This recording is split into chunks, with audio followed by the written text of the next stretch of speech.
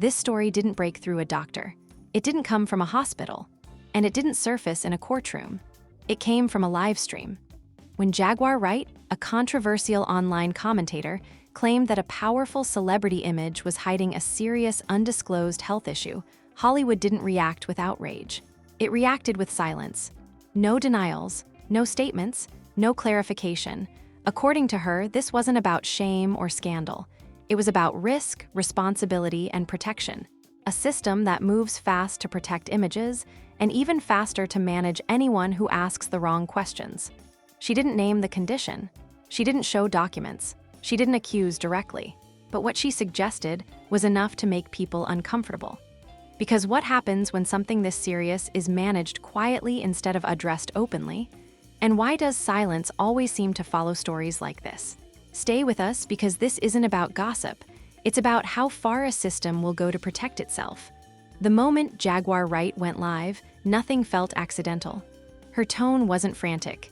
It wasn't emotional. It was controlled, the kind of control that suggests someone understands the weight of what they're saying and why it stayed buried. She opened with a warning, not to the audience, but to the system. According to her, a well-known celebrity figure, referred to only as Teyana Taylor, had been surrounded by quiet protections for years. Not because of behavior, not because of relationships, but because of a private health-related reality that was never meant to leave closed rooms. She was careful with her words. She didn't describe symptoms. She didn't name conditions. She didn't speculate publicly. Instead, she focused on process. According to her narrative, the issue wasn't what existed, it was how it was handled, how disclosure was avoided, how responsibility was blurred, and how anyone who came close to asking questions was quietly redirected. She framed it as a systemic problem, not a personal one. She explained that when sensitive health concerns intersect with fame, transparency often loses. Reputation management takes over. Lawyers appear before conversations happen. Advisors step in before honesty can. And once that machine starts moving, it doesn't stop easily. She referenced Amen Shumper, not as a victim or villain, but as an early indicator. Someone who, according to her, noticed inconsistencies long before the public ever suspected anything. Not through confrontation, but through distance. Energy changed. Communication shifted. Familiarity faded. According to Jaguar Wright, that's often how private realities reveal themselves, not through confession, but through behavior. She stressed that none of this played out publicly. There were no scandals, no headlines, just a quiet unraveling that only insiders noticed. Then she expanded the scope. According to her, these weren't reckless decisions. They were normalized ones. That's what made them dangerous. She argued that in elite environments, people assume safeguards exist. They assume someone else has verified what needs to be verified. That assumption creates blind spots, and blind spots create risk. The system, she claimed, relies on those assumptions. When questions arise privately, the response isn't clarity, it's containment. She described containment as elegant, invisible, efficient, no threats, no ultimatums, just guidance. Let's not discuss this. This isn't appropriate. Handle it quietly. According to Jaguar Wright, this guidance is framed as protection, and at first it feels like it, until people realize protection comes with silence, and silence comes with isolation. She spent time discussing Aaron Pierce, describing him as emotionally unprepared for the environment he entered. Not because he was weak, but because he expected honesty where strategy existed instead. She described confusion without context, anxiety without explanation, the kind of stress that comes from realizing something important was never fully shared and never will be. According to her, this wasn't emotional drama. It was ethical tension. She emphasized that health-related truths carry different weight. When they're managed instead of shared, the consequences ripple quietly. Relationships strain, trust fractures. People withdraw without knowing how to explain why. And when they withdraw, the system reframes it. Burnout, personal issues, timing, anything except the truth. She argued that Teyana Taylor remained constantly in motion during this period. Projects overlapping, appearances flawless, momentum uninterrupted. Movement creates noise. Noise distracts. Distraction protects. Stillness invites questions. Questions invite risk. According to her, anyone who pushed for clarity found doors closing gently but firmly. Blogs hesitated. Journalists paused. Stories entered review and never returned. Access became currency. Speak carefully, you stay inside. Speak too clearly, you disappear. By the end of her opening segment, one thing was clear. This wasn't a scandal story. It was a warning story. Not about one person, but about what happens when health, power, and silence collide inside a system designed to protect images at all costs. And this was only the beginning. Silence doesn't happen by accident. According to Jaguar Wright, silence is often the very first decision a system makes when a situation becomes too sensitive to address openly. After her initial allegations surfaced, what followed wasn't chaos, it was calm. And that calm, she suggested, was far more revealing than outrage would have been. No immediate denials, no public clarifications, no visible attempts to correct the narrative. Instead, there was nothing. And nothing, in systems like this, is rarely empty. She explained that when health-related concerns intersect with celebrity images, transparency is rarely the priority. The priority is control. Control of timelines. Control of perception. Control of how much information exists at any given moment. Silence buys time. Time to assess risk. Time to align stories. Time to decide what version of reality will be allowed to exist publicly. According to Jaguar Wright, this process begins quietly. Conversations stop happening in writing. Text messages are replaced by phone calls. Phone calls are replaced by private meetings, and private meetings leave no record. She described this as the invisible phase. The public doesn't see anything change, but behind the scenes, everything does. She returned to Teyana Taylor as a symbolic example, not to assign blame, but to illustrate how silence is weaponized through professionalism. When a public figure maintains momentum, appearances, projects, confidence, silence reads as strength. Fans interpret it as innocence. Media interprets it as restraint. The system interprets it as success. But according to her, silence isn't neutral. It's active. She argued that when a serious issue exists privately, silence allows responsibility to blur. Without clear disclosure, no one is forced to act. Everyone assumes someone else has handled it. Assumption becomes policy. She emphasized that this is where ethical responsibility erodes. When everyone assumes safeguards exist, no one checks. When no one checks, risk expands quietly. And if consequences appear later, they're framed as unfortunate coincidences rather than preventable outcomes. She described silence as a shield, not to protect people, but to protect plausible deniability. According to her, once silence is established, anyone who disrupts it becomes a threat. Not because they're wrong, but because they destabilize the narrative. She explained how this pressure manifests. People who ask questions are advised to slow down. Concerns are reframed as anxiety. Discomfort is labeled emotional, not publicly. Internally, this reframing doesn't attack facts, it attacks credibility. She returned again to Aaron Pierce, describing how individuals caught in this environment often feel something is wrong long before they can articulate it. There's no clear moment to point to. No conversation where truth is confirmed.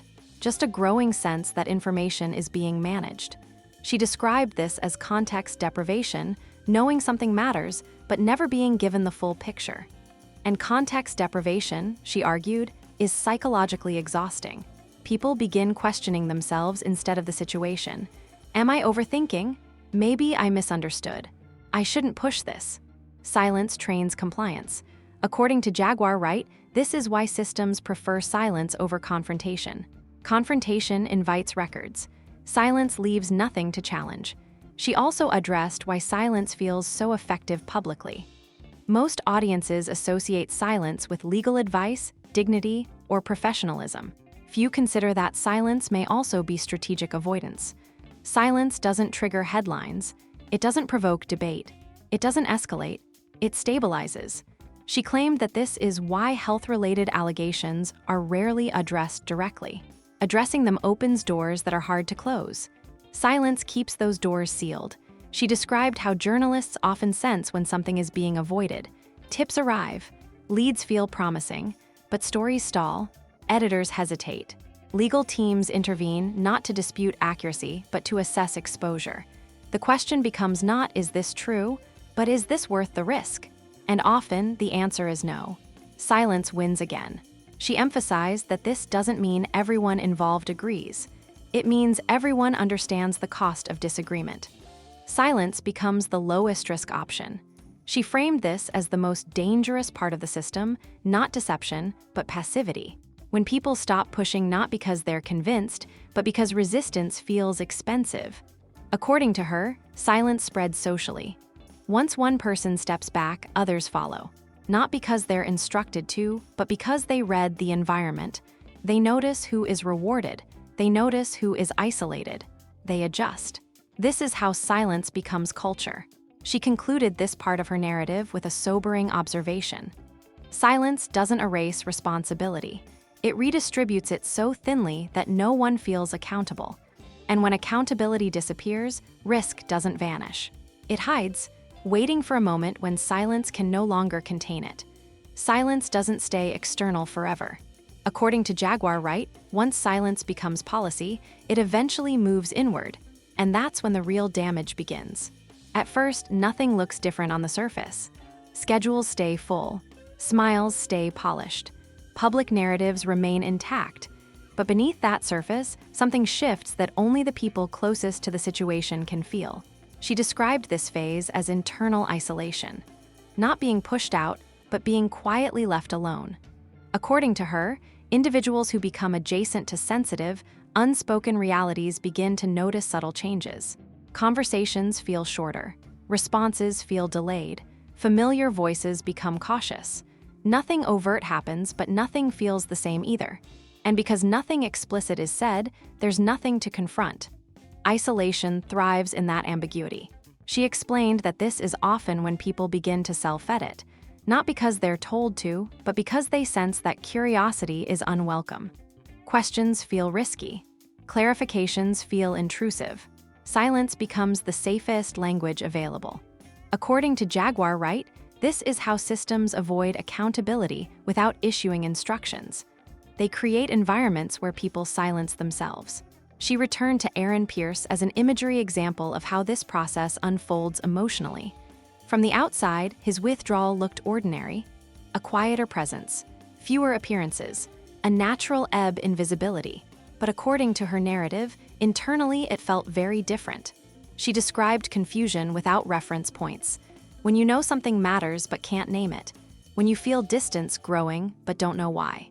When every attempt to understand is met with polite deflection.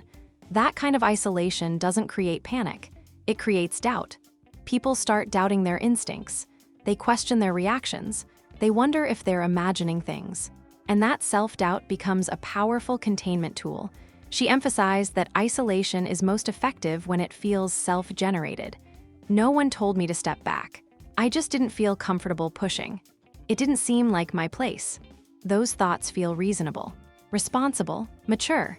But according to Jaguar Wright, they are learned responses to unspoken boundaries. She described how isolation spreads beyond individuals to entire circles. Friends become careful.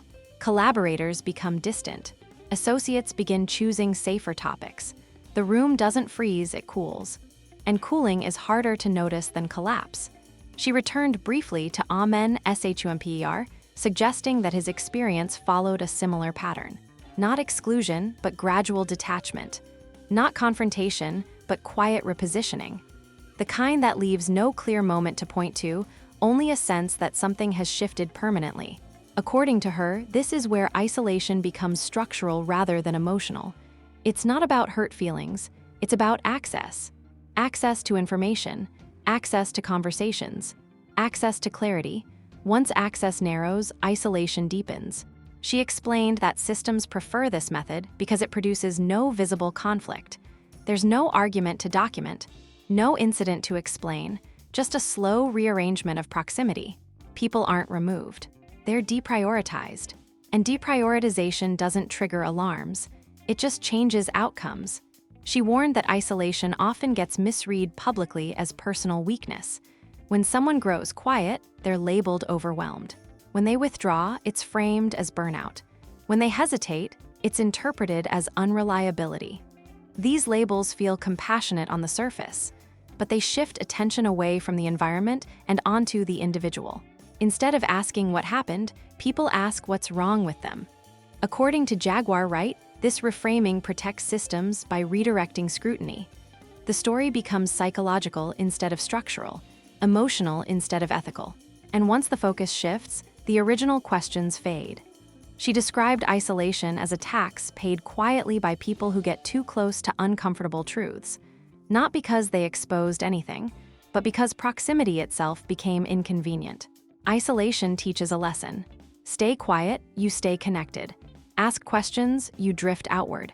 Most people learn quickly. She emphasized that this doesn't require malice. Systems don't need to be cruel to be effective. They only need to be consistent. When patterns repeat, people adjust automatically.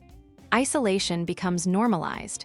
She warned that this is where long-term harm occurs, not in dramatic fallout, but in the erosion of confidence.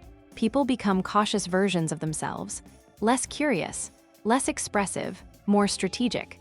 Over time, they stop asking questions not because they're answered, but because asking no longer feels safe. By the end of this phase, the system doesn't need silence anymore. It has compliance, and compliance looks like peace. But according to Jaguar Wright, it isn't. It's simply quiet. By the time silence hardens into isolation, the system no longer needs to hide anything. According to Jaguar Wright, it simply needs to stay loud in the right way, because noise is not the opposite of silence. Noise is cover. She explained that when a sensitive issue can't be addressed directly, the next best option is to flood the environment with distraction. Not denial, not clarification, just enough competing narratives to make clarity impossible. Noise fragments attention. People argue about tone instead of substance. They debate credibility instead of content. They react to reactions instead of facts. And reaction culture is endlessly renewable. According to her, this is how unresolved stories survive without ever being answered. They turn into conversation hubs rather than accountability demands. The moment her allegations surfaced, creators didn't rush to investigate, they rushed to interpret. Reaction videos appeared. Commentary threads multiplied. Everyone had an opinion, even when no one had information. That shift matters, because once a story becomes opinion-driven, truth becomes optional. She described how algorithms reward this transformation. Content that asks questions performs better than content that seeks answers. Ambiguity keeps people watching longer than resolution ever could. Uncertainty is profitable. Creators learn this quickly. They may begin with curiosity, but over time they optimize for engagement. Titles soften. Language becomes speculative. Strong claims are replaced with "what do you think?" and "this feels weird." Those phrases feel responsible. But according to Jaguar Wright, they also drain urgency. When everything becomes a discussion, nothing becomes a demand. She emphasized that noise doesn't need to be positive or negative. Supporters and critics serve the same function. They keep the topic circulating without landing anywhere. Debate replaces investigation. Speculation replaces confirmation. Volume replaces clarity. And volume is easy to manage. She described this as narrative dilution. The core issue doesn't disappear. It just becomes harder to see, buried under layers of commentary, jokes, disbelief, and fatigue. People grow tired of arguing. Eventually, someone says, "Why are we still talking about this?" That question signals success, not because the issue was resolved, but because attention has been exhausted. She explained that this is why systems rarely try to shut stories down completely. Suppression creates resistance. Noise creates indifference. Indifference is safer. She returned to the role of audiences. Viewers don't intend to protect systems. They intend to be entertained, informed, or involved. But engagement, even skeptical engagement, feeds the same cycle. Every share revives the topic. Every comment refreshes it. Every reaction keeps it alive without pushing it forward. According to Jaguar Wright, this is how audiences become unwitting participants in containment. They argue until they're tired, then move on, leaving the underlying issue untouched. She pointed out that creators who attempt to slow the noise often face subtle penalties. Their content underperforms. Algorithms deprioritize it. Momentum stalls, no warnings are issued, no rules are cited. The message is learned through experience.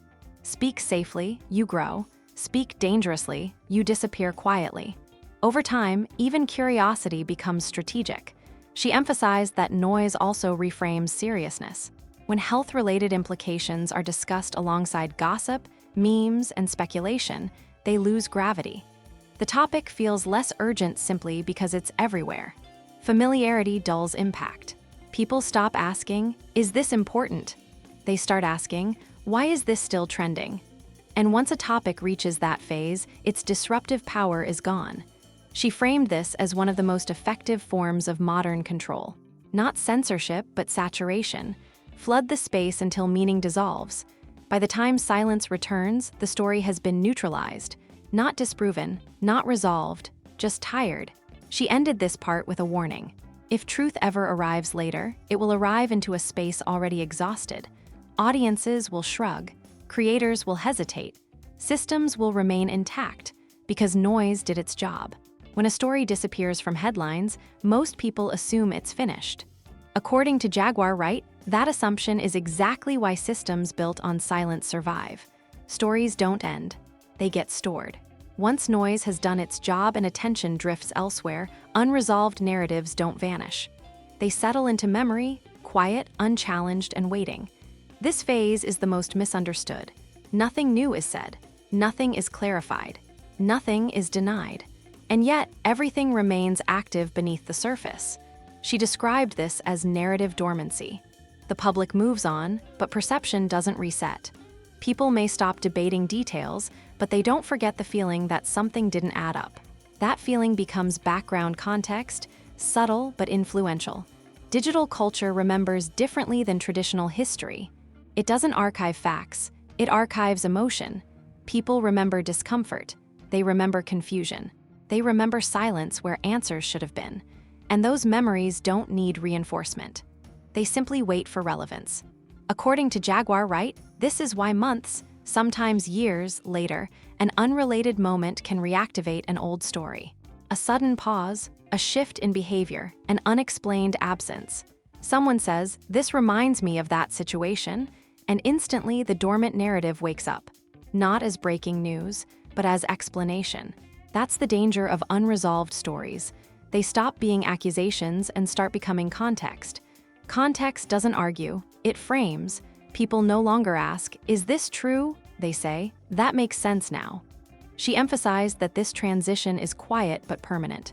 Once a narrative becomes context, it's almost impossible to dislodge, even if new information appears later. Clarifications feel defensive. Explanations feel late. Denials feel strategic. Timing changes everything. According to Jaguar Wright, this is why systems often prefer ambiguity to closure. Closure ends usefulness. Ambiguity keeps stories flexible, reusable, and adaptable to new moments. Silence doesn't erase risk. It delays confrontation. She returned again to Teyana Taylor as a symbolic figure, not to accuse, but to illustrate how public continuity can coexist with unresolved tension. Projects moved forward. Appearances stayed polished. Momentum never slowed. To many observers, this looked like confirmation that nothing mattered. According to her, it meant the system succeeded. Succeeded in shelving the story without closing it.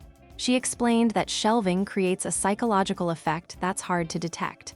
People stop actively questioning, but they don't stop interpreting.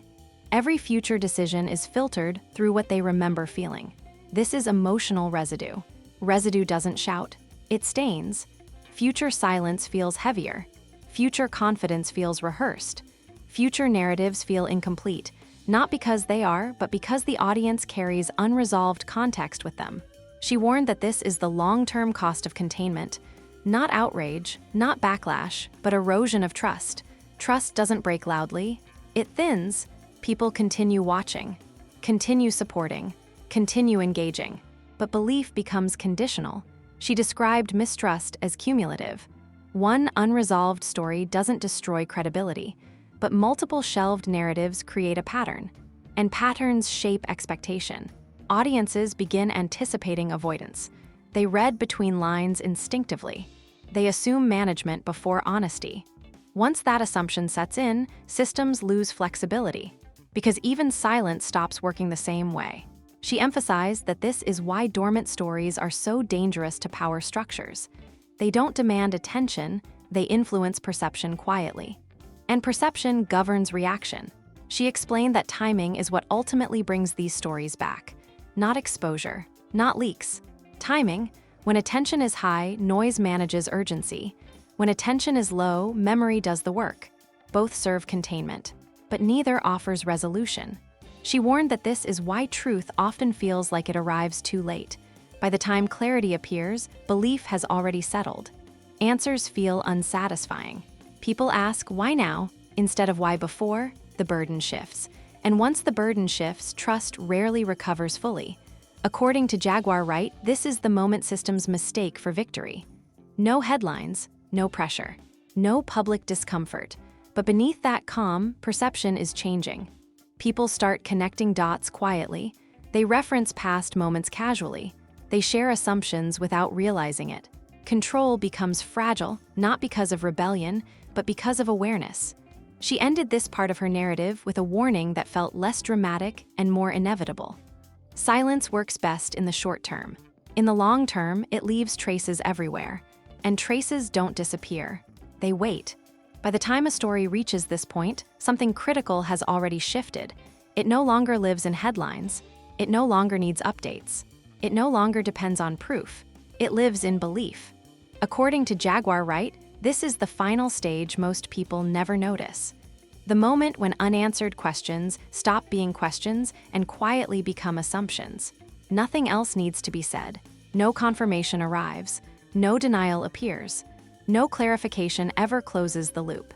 And yet, the narrative continues to shape how people see everything that follows. That's because belief doesn't wait for facts. Belief fills space when facts don't.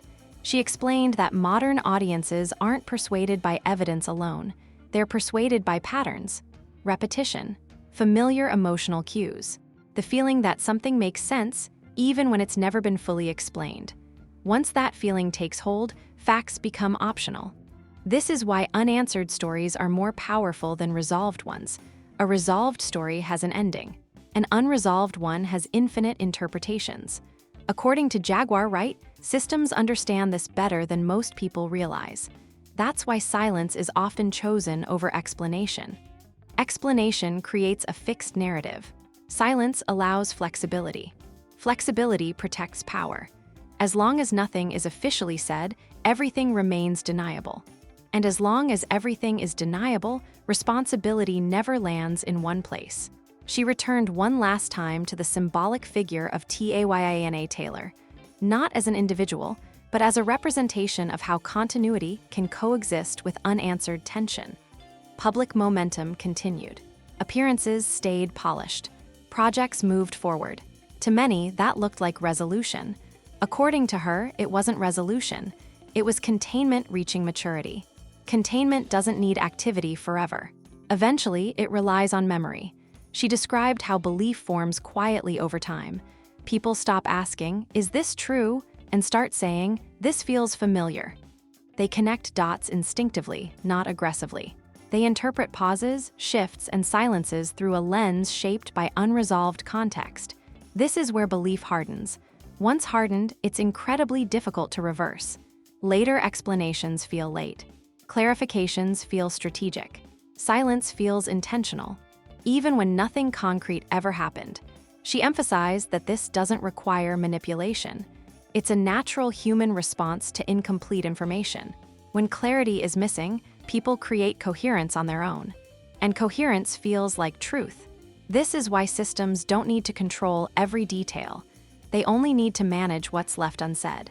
She warned that the most damaging impact of stories like this isn't reputational collapse. It's trust erosion. Trust erodes quietly. People continue watching. They continue supporting. They continue engaging. But belief becomes conditional. They listen differently. They interpret differently. They assume management before honesty. Once that shift happens, control becomes fragile. Because control depends on credibility, and credibility depends on trust.